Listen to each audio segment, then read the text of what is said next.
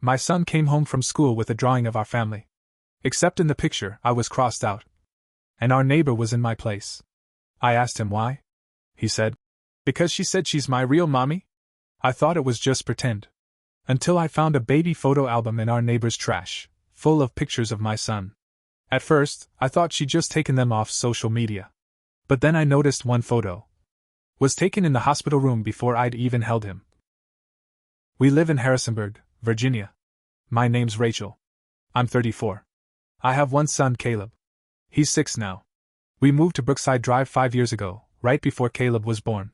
It was a quiet street, mostly older folks, and a few younger couples starting families like us. Nate, my husband at the time, was excited. He grew up nearby, liked the idea of raising our kid where he used to ride bikes as a kid. I liked it too.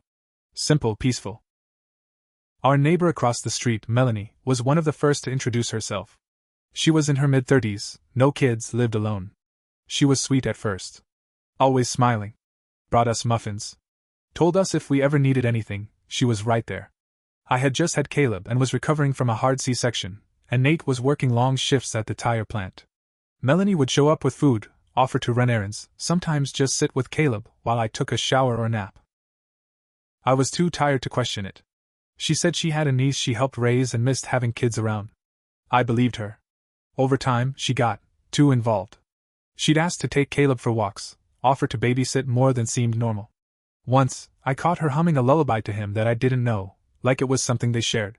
She said she made it up for him. That's when I started pulling back. I didn't want to be rude. She had helped us. But something didn't sit right. Still, I didn't think too hard about it until 3 weeks ago. Caleb came home from school with one of those family drawings. The kind all little kids make, stick figures, big heads, smiling faces. He handed it to me like it was no big deal. I looked at it and froze. There were 4 people in the drawing. Nate, Caleb, me, and Melanie. Except, I had a big red X across my face. And Melanie was standing next to Nate and Caleb, holding their hands. Smiling. I stared at it. "Honey, what's this?" I tried to keep my voice calm. He looked up, totally innocent. "That's our family." "Why is Mommy crossed out?" I asked. "Because she said she's my real mommy now," he said, like he was talking about his favorite cartoon. I felt dizzy. "Who said that?" "Miss Melanie," he said. "She says it when you're not around." I told Nate that night. He laughed at first, thought it was just a misunderstanding. He said Melanie probably meant it like a joke, or maybe Caleb just heard wrong. I tried to let it go.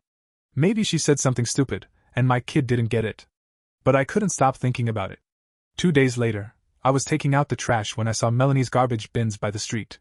The lid on one of the bags was open, and I saw something pink sticking out. I don't know why I looked. Something told me to. It was a baby photo album. I pulled it out and flipped it open. My hands started shaking. It was all pictures of Caleb.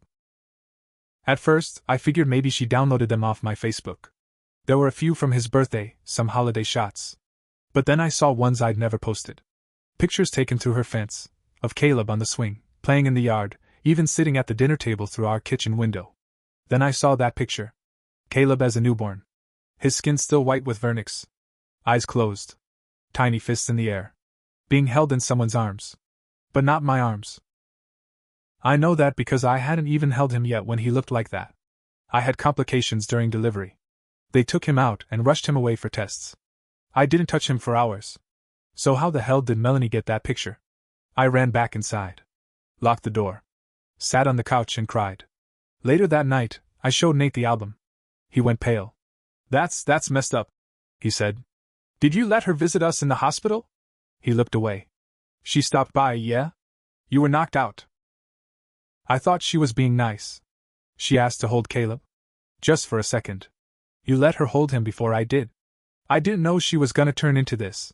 He tried to apologize. I didn't want to hear it. The next day, I went to the police. They were polite but said there wasn't much they could do. Pictures in public view aren't illegal. And the hospital one? Not a crime, just strange. I started watching Caleb like a hawk. I put cameras up around the house. I didn't leave him alone for a second. I even warned the school not to let Melanie near him. Then it got worse. One afternoon, I came downstairs from folding laundry and Caleb was gone. I lost it. ran outside, screaming his name, called 911. A neighbor helped me search the block. An officer found him an hour later, walking down Ashwood Avenue, holding Melanie's hand. She told the cop she found him wandering and was bringing him back. But Caleb told a different story. She said we were going to her house for a surprise. She said she was my mommy now and we'd live there. I pressed charges. Got a restraining order. I thought that'd be the end of it. It wasn't. I hired a lawyer and pushed for an investigation. Eventually, the police pulled Melanie's online records. What they found made my skin crawl. She had a whole private folder labeled "My Baby." Dozens of journals, documents, photo albums. Fake emails between her and Nate. Forged documents showing her as Caleb's mother. She was building a fake life where she was his mom. She had pictures of his school, our house, even the layout of our kitchen, labeled and marked up like a blueprint. She was planning something. When the police arrested her, they found more printed photos in her car. Diapers. A car seat. She was getting ready to take him. And Nate? He finally broke. Said they'd had an affair when Caleb was a baby. Said it meant nothing. She got obsessed, threatened to tell me unless he let her stay in Caleb's life. He thought if he let her babysit, visit, play pretend, she'd get bored and move on. She didn't. I kicked him out that night.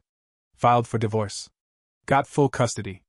Changed all our passwords, switched schools, moved in with my sister for a while.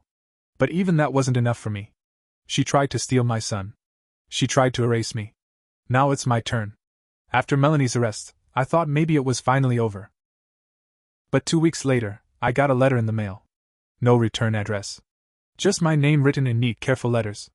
Inside was a single piece of notebook paper. One sentence scrawled in red ink. "He was mine before he was ever yours." I dropped the letter. I checked the security cameras. Nothing. Not a single alert. I don't know how she got it into my mailbox. I showed the police. They told me the restraining order was still active. But Melanie had already posted bail. She was out, waiting for her trial. And now she was playing games again. I was so angry I could barely speak. I didn't tell Caleb. I didn't want him scared. But I started sleeping with a bat by the bed. I moved a dresser in front of the front door every night. I barely ate. Nate tried to come back. Begged me to let him explain. Said he never loved her. That he thought she'd leave us alone if he played along. Said he was scared. I told him he should be. I wasn't interested in excuses. He let a stranger into our home.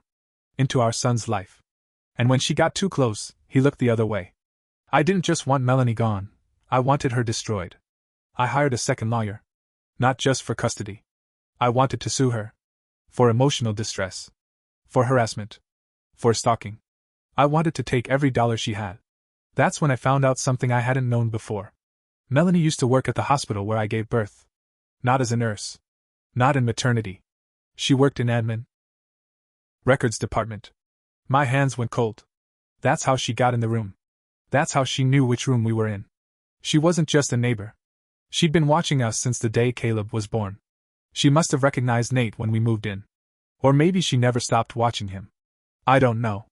But she'd had access to my son before I even knew her name. I dug deeper. Called in favors. Found an old nurse who used to work there. She remembered Melanie. Said she'd gotten in trouble years ago for sneaking into restricted areas. Said there was even talk that Melanie had a breakdown when a patient lost a baby, and started acting like it was hers. None of this showed up on her record. But I documented every word. I added it all to the lawsuit. I wanted to break her in court. I wanted the judge to hear everything. Then, a week before the trial, I got another message. Not in the mail this time. This time, it was carved into my front door. "You don't deserve him." Police came. Took photos. Said it might not have been her. Could have been a copycat. No witnesses. No footage. It was like she knew how to avoid every camera I installed. I doubled down. I filed to move. Got an emergency hearing with the judge. Told him I didn't feel safe. That I feared for my son's life. They granted me temporary relocation status. But before we moved, I made one final stop. At her house. It was empty now. She wasn't allowed to come within 200 feet. But I still had questions. I wanted to see what the inside of her house looked like. And what I found made everything worse. There was a room in the basement. Painted sky blue. With clouds stenciled on the walls. Toys. A toddler bed. Diapers. A rocking chair. On the wall, photos of Caleb. All ages. Labeled by year. Baby's first smile. Caleb's first tooth. Our first Christmas. Except she was in some of them. Photoshopped in. Her face next to his. Her arms around him. And in one corner, a small chalkboard. With these words written. Someday. Mommy will come get you. I threw up in her kitchen sink. And that was the moment I stopped being afraid. That was the moment I started planning real revenge. After I found the basement room, I knew Melanie was sicker than I thought. This wasn't obsession. This was full-blown delusion. I handed the photos and chalkboard message over to the police. They added it to the case file. Still, they said there was no direct evidence of intent to abduct. No one had seen her near my house since the restraining order. It didn't matter. I already made up my mind. Melanie had crossed every line. She wanted to erase me from Caleb's life. So I was going to erase her. I changed our address, phone numbers, Caleb's school. We moved to a rental house an hour away, on the outskirts of Roanoke. I didn't tell anyone the new address except my sister and my lawyer. But I kept tabs on Melanie. That's when I discovered her new hobby. She'd started a blog.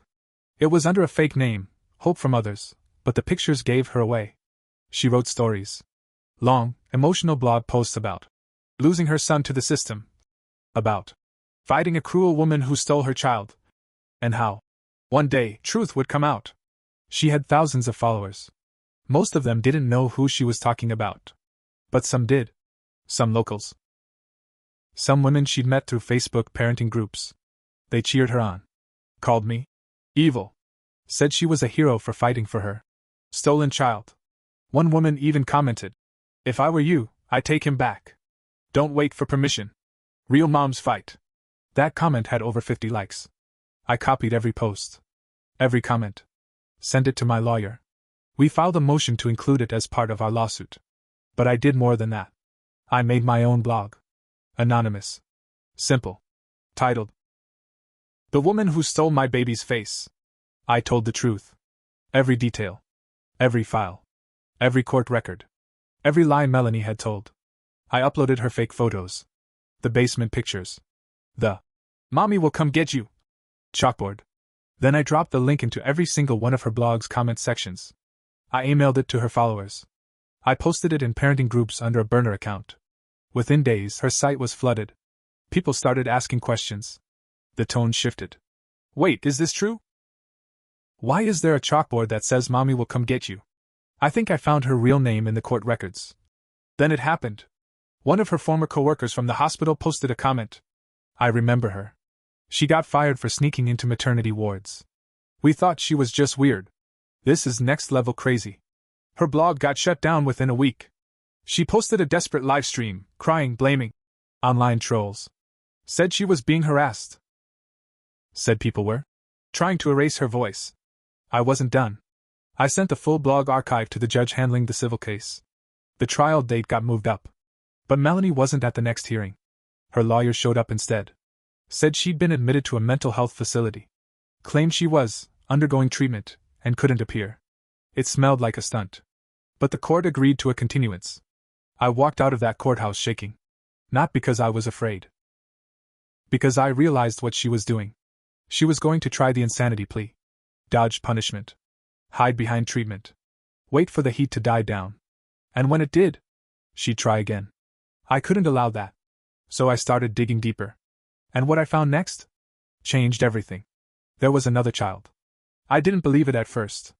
I found the birth certificate buried in court records from a nearby county. A girl, born 7 years ago. Father unknown. Mother, Melanie Bishop. There were no custody transfers. No death certificate. No adoption papers. Just silence.